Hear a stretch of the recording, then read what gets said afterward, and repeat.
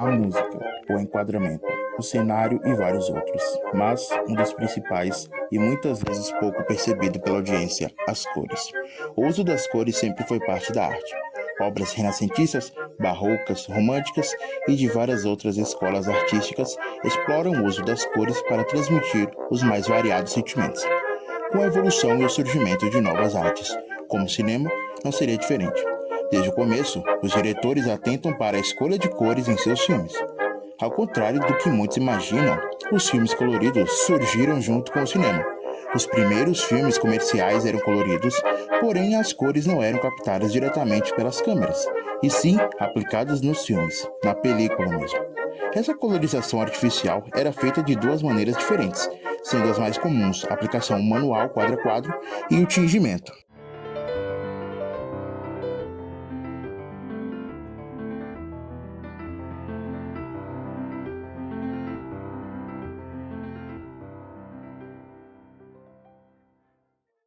A colorização quadro a quadro era um processo em que pessoas, em sua maioria mulheres, coloriam individualmente os quadros das películas, se utilizando de minúsculos pincéis e lentes de aumento.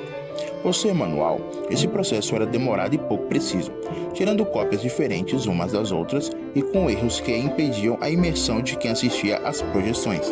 Esses fatores somados à demora no processo de colorização quadro a quadro e o gasto que se tinha com a mão de obra levaram ao fim desse procedimento. Outro processo muito utilizado na época era o tingimento. Esse recurso era usado com a intenção de realçar a atmosfera das cenas, o clima e sentimento de cada sequência ou do filme por completo, sendo por esse motivo diferente do objetivo da colorização quadro a quadro, que buscava o realismo. Ambos os processos foram abandonados pelo circuito comercial de produção cinematográfica, tanto pelos gastos com a produção, quanto pelo fato de o público não fazer questão de assistir aos filmes coloridos. Nos anos 1920, diversas empresas começaram a desenvolver películas e câmeras que possibilitavam a captação comercial de imagens coloridas. As principais, dentre muitas que surgiram na época, foram as tecnologias Technicolor, Kinemacolor e Prisma. E a partir daí, filmes coloridos deixaram pouco a pouco de serem esporádicos e vistos como riscos pelos estúdios. Afinal de contas, o equipamento necessário era acessível, mas não barato. Technicolor é um processo industrial de larga escala que só era viável se tivesse muitas cópias. Só era viável para as grandes produções.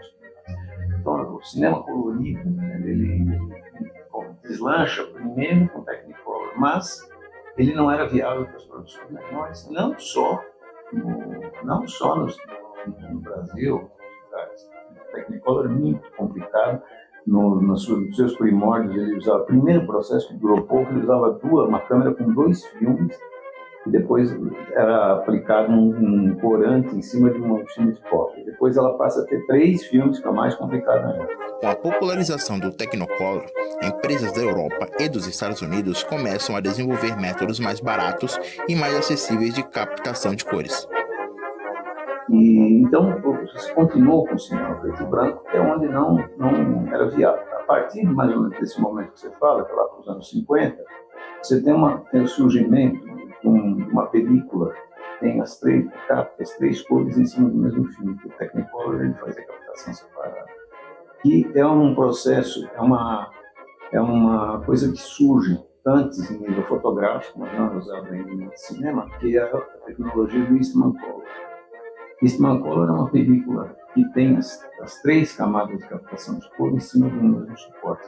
E é interessante que, ao mesmo tempo que surge o Eastman Color americano, surge o Gevacolor, o Agfacolor na Europa, na Bélgica, a Gevaer. E isso daí fez com que a pequena produção pudesse começar a usar cor. Somente nas décadas de 1950 e 1960 que mais filmes coloridos começam a ser produzidos no país. O marco da nacionalização do processo de cor é o filme A Morte Comanda o Cangaço, de 1961. Porém, os filmes coloridos ainda eram tecnologias exclusivas para grandes produções, como Madonna de Cedro, algumas comédias de Mazzaropi e filmes de cangaço como Lampião, Rei do Cangaço e Maria Bonita, Rainha do Cangaço. No cinema brasileiro, ela vai surgir assim, enquanto colorido tradicional, sem ser técnica antiga, tingir, pintar, essas coisas artesanais, ela vai surgir depois do Eastman Color. Isso é praticamente depois da Segunda Guerra Mundial, a partir de 48 e tudo mais. Então você começa a ter laboratórios aqui também que fazem. Você teve no passado uma tentativa de viabilizar os laboratórios através de uma operação que exigia, uma regulamentação que exigia que as cópias fossem feitas no Brasil. Isso ajudava a manter um laboratório aberto, o que viabilizava a produção, porque isso também é outra coisa. Você não consegue manter um laboratório aberto com produção pequena, com um custo fixo muito grande, de químicas, de máquinas. No começo dos anos 70, a produção de filmes coloridos cresce ainda mais, devido principalmente ao início das transmissões da TV em cores no Brasil. Com o passar dos anos, o processo de colorização dos filmes foram se tornando cada vez mais profissionais e começaram a fazer parte de todas as produções cinematográficas, até a chegada das técnicas eletrônicas e digitais utilizadas nos filmes até os dias de hoje. Antigamente você tinha uma preocupação com um roteiro bem feito, com algumas cenas bem feitas, né? Tanto é que o cinema era em preto e branco, ou geralmente usava as cores bege, tinha muito bege nas imagens, tinha muito bege o filme de antigamente, em Hollywood e no Brasil também. Aí o pessoal era uma geração diferente, não era tanto aquele que chamava atenção, o que pegava eles. Hoje em dia, acho que a geração é mais rápida, quer as coisas mais rápidas também, então uma coisa de que dispersa mais atenção para poder puxar essa atenção rápida das pessoas de hoje, do pessoal de hoje, o mais novo, é as cores berrantes assim, né? Então, se a gente for ver, inclusive, tem vários filmes, e vocês vão encontrar facilmente na internet isso, o look de cada tipo de filme. O Wes Anderson, um cara que é super conhecido pelos filmes hipercoloridos. Se vocês pegarem lá o Matrix, tem um tipo de cor específica, o Mad Max tem um outro, a Barbie hoje tem outro, Oppenheimer outro, né? Que estão todos ali para construir uma ideia que era a visão do diretor, mas que não é só o fotógrafo que vai trabalhar, não é só na captação, nem só na pós-produção. Tem que o departamento de arte vir junto trabalhando com isso.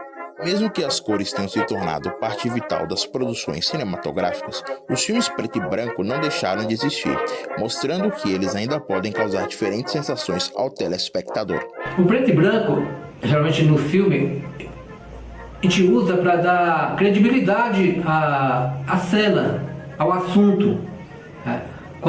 Geralmente quando você... Eu sou nordestino, fala a linguagem nordestina, não tem jeito. Você está vendo uma reportagem na televisão sobre o Nordeste, a fome, a seca. A televisão hoje é colorida, mas vira e mexe você vê na reportagem aparecer aqueles lances de preto e branco. Porque ali, isso é verdade. Então, vamos botar no preto e branco? Vamos falar a verdade? Significa isso aí. Ficou um certo viés, assim, de que durante um certo tempo parecia, a opinião que se tinha é que o cinema comercial era colorido e o cinema autoral era preto e branco. Né? E isso vai, a um certo momento em que praticamente tudo passa a ser colorido, e um pouco, em momento posterior ainda, você começa a ter de novo, retorno do preto e branco, agora já com vamos dizer, uma aura mais autoral, quero um outro tipo de construção visual que não seja cromática, que não seja um naturalismo cromático.